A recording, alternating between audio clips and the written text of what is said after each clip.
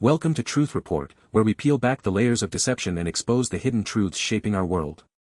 Tonight, we're diving deep into the shadowy alliances between powerful tech corporations and our most sensitive public institutions, revealing how surveillance capitalism isn't just watching you online, but reaching directly into the very fabric of our communities, fundamentally reshaping public trust and individual autonomy. We've uncovered a disturbing pattern where the tools of state surveillance are quietly being integrated into systems designed for public welfare.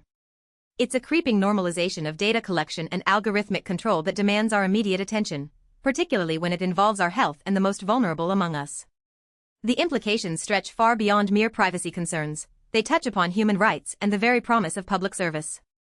We're talking about companies whose core business is data aggregation and predictive analysis for intelligence and law enforcement, now operating within our hospitals, our schools, and other civic spaces. This isn't just about efficiency, it's about control, the commodification of personal data, and the quiet erosion of trust between citizens and the institutions meant to serve them. We're asking, who truly benefits when our most intimate data is handed over to the highest bidder?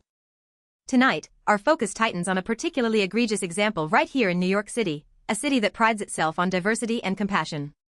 We'll expose how millions of public dollars are flowing from the city's public hospital system directly into the coffers of a company notorious for its role in immigration enforcement, raising urgent questions about ethical responsibility and the welfare of countless patients.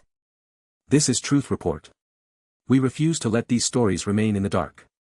We're here to shine a bright, unyielding light on the intersections of technology, power, and public accountability, dissecting how these alliances undermine democratic principles and pose existential threats to civil liberties. Join us as we uncover the truth behind the surveillance state's latest frontier. Our top story tonight uncovers a highly controversial partnership that has deeply troubled activists and advocates for vulnerable populations across New York City. The Intercept, in its recent reporting, reveals that New York City Health and Hospitals Corporation, the largest public healthcare system in the United States, has awarded millions of dollars in contracts to Palantir Technologies. This isn't just any tech contractor, Maya. Palantir is widely recognized as a key partner for U.S. Immigration and Customs Enforcement, or ICE, providing the sophisticated data analysis tools that underpin the agency's controversial enforcement and deportation operations. The financial details, amounting to millions, are significant public funds diverted to a company with a profoundly problematic track record in human rights circles. Let's unpack this. NYC Health Plus Hospitals, or H+H, operates a sprawling network of public hospitals, clinics, and long-term care facilities, serving millions of New Yorkers, including a vast number of undocumented immigrants, low-income families, and other marginalized groups who often have nowhere else to turn for care. It's designed as a crucial safety net for the city's most vulnerable. And Palantir, co-founded by controversial billionaire Peter Thiel, built its empire on aggregating and analyzing vast, disparate datasets for intelligence agencies like the CIA, the NSA, and subsequently, law enforcement. Their software, famously utilized by ICE, reportedly integrates information from various sources, financial records, social media, criminal databases, to identify, track, and target individuals for detention and deportation. The implications of this capability within a public health context are staggering. The core concern here, highlighted by activists urging H+H to cut ties, is the profound ethical conflict presented by a public health institution, committed to patient well-being and confidentiality, contracting with a company directly implicated in the separation of families and the targeting of immigrant communities. It creates an almost unbearable tension between the Hippocratic Oath and corporate profit. Exactly. We're talking about public funds, earmarked for public health, enriching a company whose technology facilitates actions directly antithetical to the mission of a healthcare provider. The optics alone are devastating for patient trust, but the potential for data misuse or, at the very least, a chilling effect on healthcare access, is what truly concerns us. Millions of dollars is no small sum for such a fraught partnership. While the precise operational details of Palantir's contract with H+H aren't fully disclosed in the initial reports, these types of partnerships often involve data analytics for operational efficiency, supply chain management, or patient data optimization. But with Palantir, the very nature of their business model is about making connections and identifying patterns that others miss, often with surveillance as the underlying objective. And that's where the profound ethical red flags wave. Regardless of the stated purpose, simply having an ICE contractor, like Palantir managing or processing data within a system relied upon by immigrant populations creates an immediate and pervasive fear. It's an undeniable deterrent, forcing individuals to choose between seeking life-saving medical care and potentially exposing themselves or their families to immigration enforcement. This chilling effect is not theoretical. it's a documented reality in communities across the country where fear of immigration enforcement has led to drastic reductions in healthcare utilization among immigrant families, even for essential services like vaccinations or prenatal care. When their public hospital partners with Palantir, that fear is not just validated, it's amplified to an alarming degree.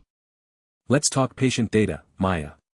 NYC H+H handles incredibly sensitive information, medical histories, diagnoses, addresses, family details, and even citizenship status.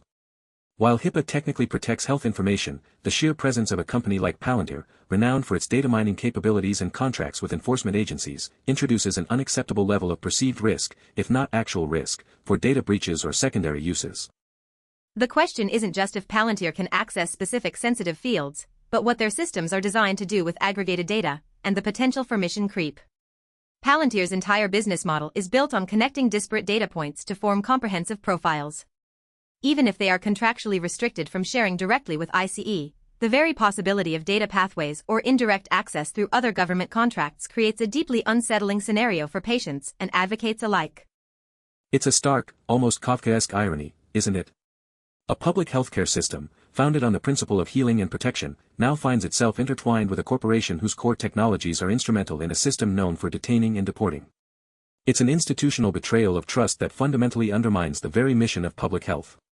This isn't just bad PR, it's a crisis of conscience for H+H. So, who truly benefits from this arrangement, and who bears the brunt of its consequences? On one side, Palantir clearly reaps substantial financial rewards, securing millions of dollars in public funds, further cementing its position as a ubiquitous, indispensable player in government data management, regardless of the ethical concerns raised by their other contracts. NYC H+H, we presume, would argue they gain operational efficiencies, better data management, or some technological edge that helps them navigate the complexities of managing a massive public health system. They might claim this investment ultimately serves patient care through improved logistics or resource allocation, but such benefits often come with hidden costs far greater than any perceived gain. But the clear losers here, undeniably, are the most vulnerable patients, particularly undocumented immigrants and their families, who depend on H+H for their healthcare needs. Their trust in the public health system, which is paramount for effective care, is severely eroded, potentially forcing them to forego necessary medical attention out of fear. This is a direct assault on community well-being. And let's not forget the healthcare workers themselves. Doctors, nurses, and support staff, who have dedicated their lives to patient care, are now placed in an untenable ethical bind. They take an oath to do no harm, to protect patient confidentiality. This partnership forces them to implicitly collaborate with an entity that, through its other operations, actively harms the very communities they serve. Ultimately, the public as a whole loses. We lose faith in our institutions, our tax dollars are funneled into problematic corporations, and the foundational principles of public service are compromised. The idea that healthcare data could become even indirectly linked to surveillance and enforcement agencies creates a systemic distrust that will be incredibly difficult to repair. This Palantir NYC H+H saga, as troubling as it is on its own, is not an isolated incident.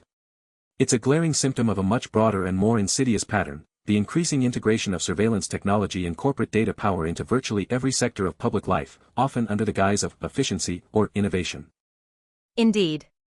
We're witnessing the full-scale privatization of public safety, public health, and even civic administration, where deeply intertwined tech giants, with histories rooted in intelligence and military contracts, are quietly becoming the backbone of our government services. Palantir is a prime example of this military-industrial complex now expanding into the data-industrial complex. And it's not just about what data is collected, but who controls the algorithms that process it. These are often opaque, proprietary systems developed by companies with no public accountability, yet they wield immense power in shaping policy, resource allocation, and even individual fates. It's a revolving door, Maya, between intelligence agencies, private contractors, and government roles, creating a web of influence that is nearly impenetrable to public oversight. This pattern is deeply ingrained in Palantir's origins. Co-founder Peter Thiel is a staunch libertarian, a vocal proponent of technologically driven, often top-down solutions, and a significant political donor. His vision of data control and surveillance as a pathway to stability and security fundamentally clashes with democratic principles of transparency, privacy, and individual liberty. The long-term implications are chilling. When our most sensitive public services become reliant on private, often secretive, surveillance tech corporations, we risk outsourcing not just technical capabilities, but our core democratic values. It fundamentally undermines the ability of citizens to hold their government accountable and creates a society where data, not public good, becomes the ultimate currency of power. The activist response to this contract is crucial and represents a critical line of defense against this encroaching surveillance. According to The Intercept, community organizations and human rights groups are vehemently urging the New York City Health and Hospitals Corporation to sever all ties with Palantir. Their arguments are clear and morally resonant. This contract is an egregious ethical violation, a profound breach of patient trust, and directly contributes to a public health crisis by deterring vulnerable communities from seeking necessary medical care. They see this not as a tech upgrade, but as an active collaboration with a system of oppression. These groups are exerting pressure on H+H to divest from Palantir, demanding that public funds be used to support genuine public health initiatives, not to enrich corporations that profit from human rights abuses. They are calling for transparency, accountability, and a recommitment to the fundamental principles of equitable and accessible healthcare for all New Yorkers, regardless of immigration status. This local fight in New York City is a microcosm of a much larger, global movement challenging the pervasive influence of surveillance tech in public life. Activists nationwide are pushing back against companies like Palantir, Amazon, and Google for their roles in everything from predictive policing to immigration enforcement, recognizing the systemic threat these partnerships pose to civil liberties and human dignity. What we've uncovered tonight about Palantir and NYC Health Plus hospitals isn't merely an isolated misstep in procurement. It's a chillingly clear example of a pervasive, systemic issue, how the infrastructure of state surveillance is quietly, yet aggressively, infiltrating the very institutions designed to protect and serve us. This isn't just about data, it's about control. This story epitomizes the dangerous trend of opaque contracts between public entities and powerful, private tech firms whose primary business models are rooted in data extraction and analysis for intelligence or enforcement. The lines between public good and private profit become dangerously blurred, creating profound ethical quandaries and accountability vacuums. The illusion of efficiency or technological advancement often masks the real cost, the erosion of public trust, the marginalization of vulnerable communities, and the subtle but undeniable creep of surveillance into our most intimate spaces, like our doctor's office. It suggests that even our health data is now fair game for companies with problematic agendas.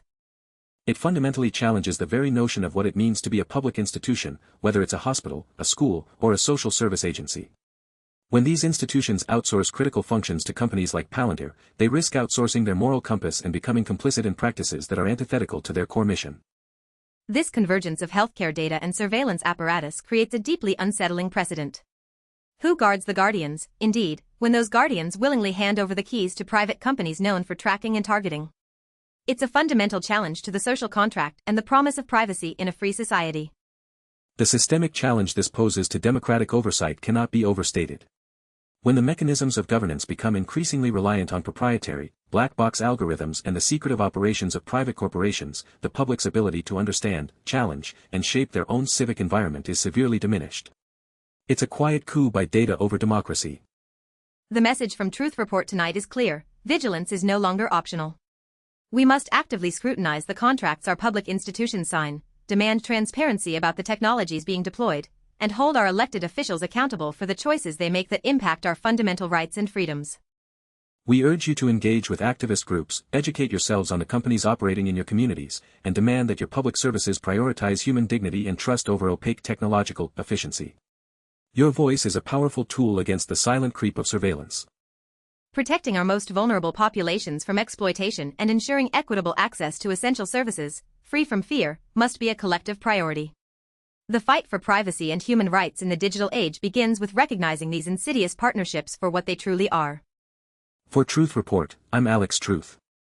And I'm Maya Clarity. Thank you for joining us. Good night.